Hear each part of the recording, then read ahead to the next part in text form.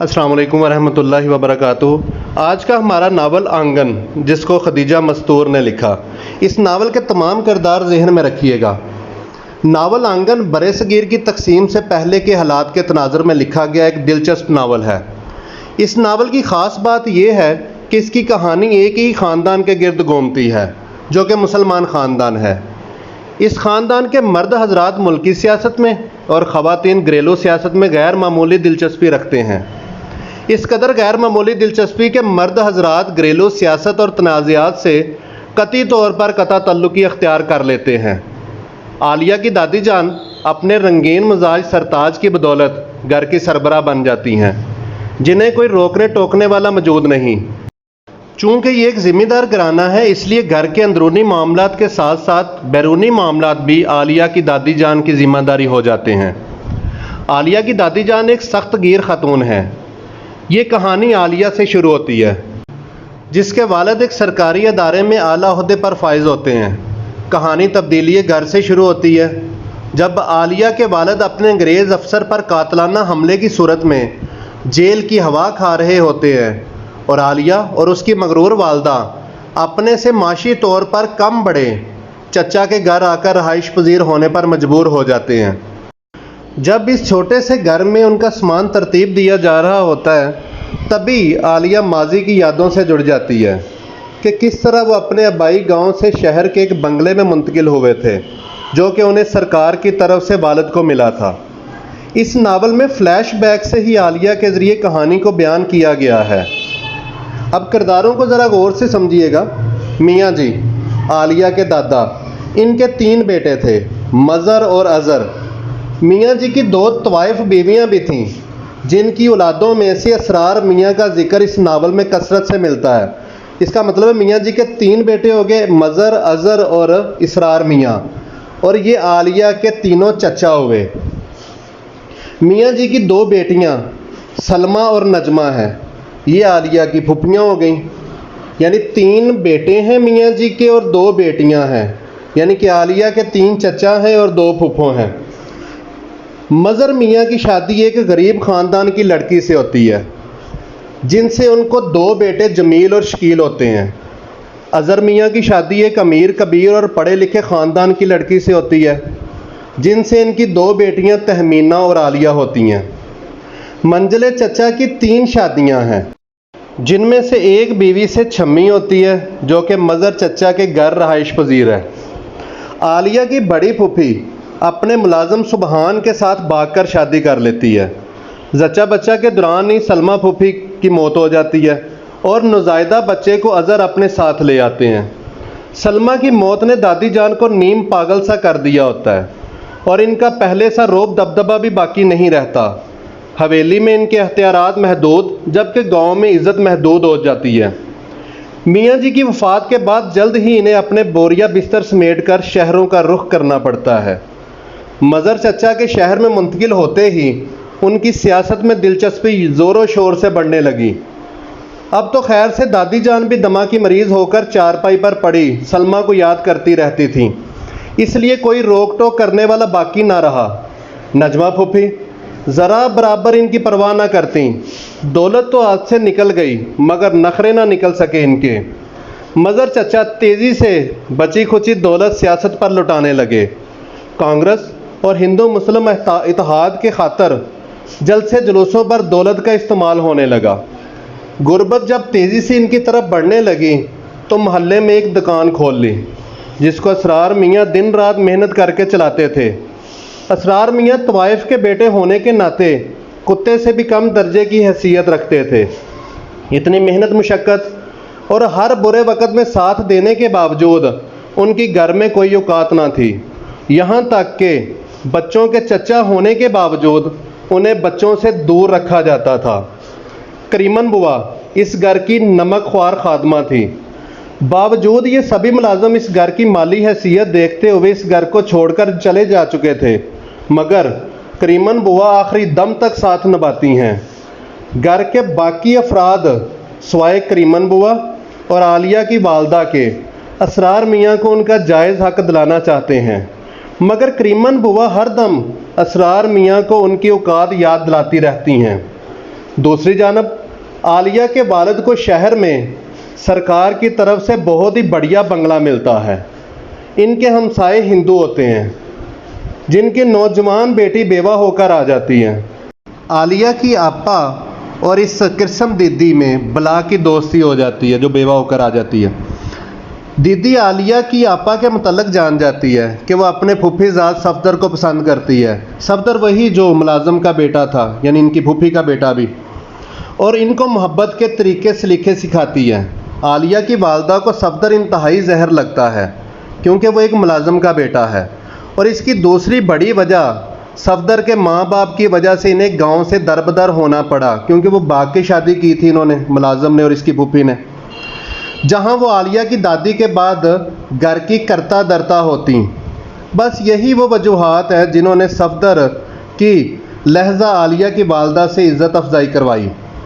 आलिया की आपा चाहती हैं कि अब सफदर बीए कर चुका है तो कहीं नौकरी ढूंढकर इनसे अलग कर ले लें, फिर इनकी शादी हो जाए, क्योंकि आलिया के वालिद का झुकाव भी सफदर की तरफ है कि घर में ही बेटी रह जाए। मज़र चचा के हालात इन्हें बाखूबी मालूम थे कि उनकी बेटी मज़र के घर खुश ना रह सकेगी, मगर आलिया की वालदा सफदर से नफ़रत करती हैं। और एक दिन आलिया की आपा और सफदर भाई की मोहब्बत का पता चलने पर इतना बेइज्जत किया कि वो घर छोड़ के चले गए। शुरू में उनके खतूत मसूल हुए, मगर फिर राब्ता मुकम्मल तौर पर मुनक़ता हो गया। आलिया की आपा का रिश्ता उनकी वालदा ज़ोर ज़बरदस्ती से मज़र के बड़े लड़के जमील भैया से तय कर देती है। आपा इतनी खुश नहीं होती हैं, सफदर की जुदाई ने उन्हें खामोश कर दिया होता है। दूसरा, किरसम दीदी भी घर से किसी लड़के के साथ भाग कर जा चुकी होती है। वो हर वक्त मलूल रहती हैं। जो जो शादी के दिन करीब आ रहे होते हैं उनका रंग जर्द पड़ता चला जाता है। ऐसे में एक दिन मालूम पड़ता है कि किरसम दीदी वापस आ गई हैं। उनका आशना उन्हें दगा देकर चला गया है। आलिया उनके घर जाकर उनसे मिल आती है और उनकी बदतर हालत अपनी आपा को बताती हैं। अगले ही दिन किरसम दीदी खुदकुशी कर लेती हैं। इनकी मौत का आलिया की आपा पर गहरा असर पड़ता है।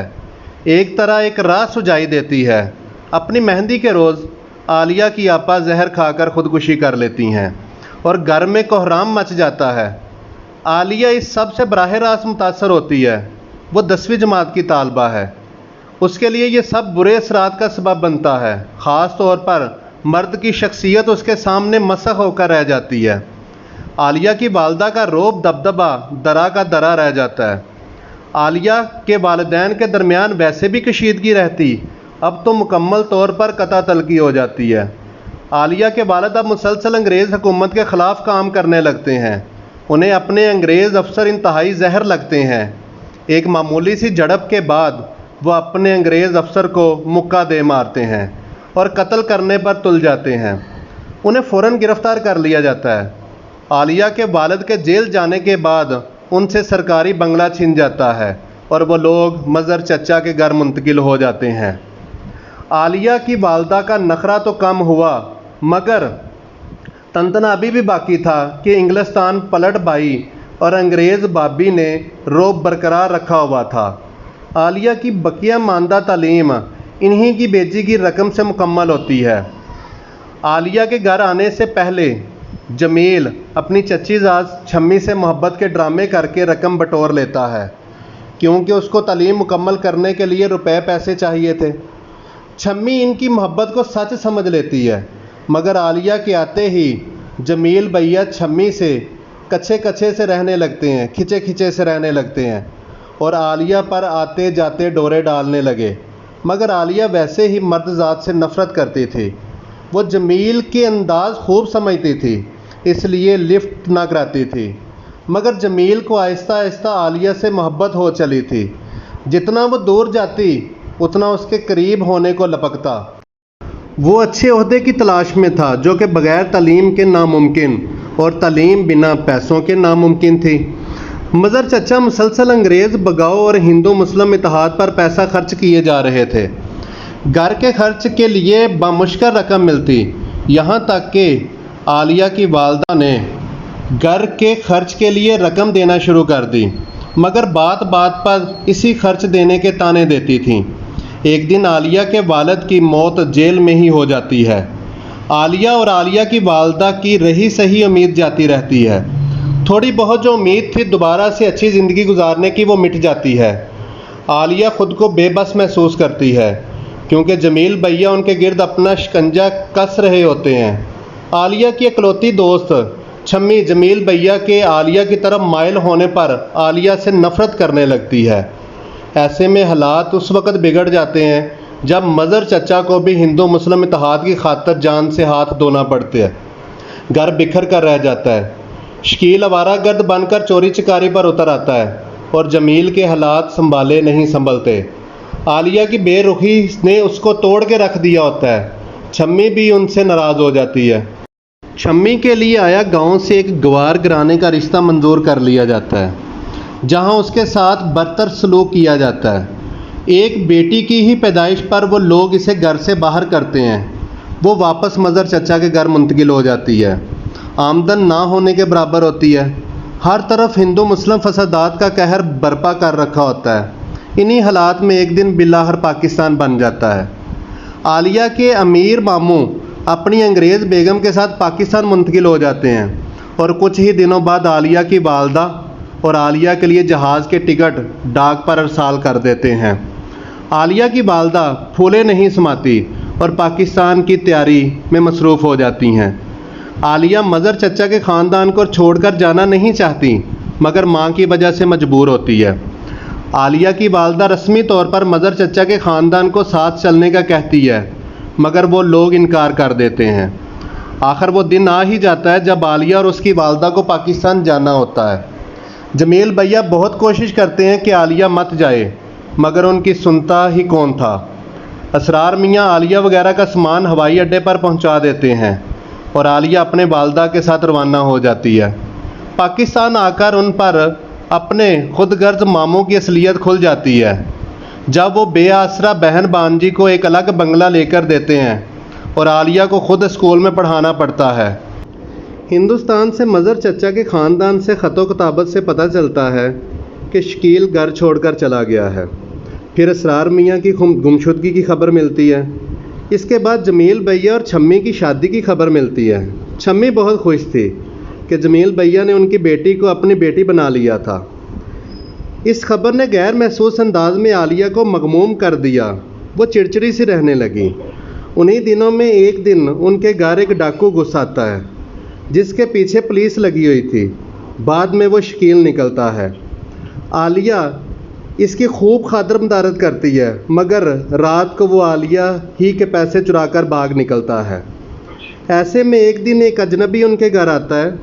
وہ کوئی اور نہیں صفدر بھائی ہوتے ہیں جو کہ عالیہ کے دیکھتے ہی اس پر فدا ہو جاتے ہیں۔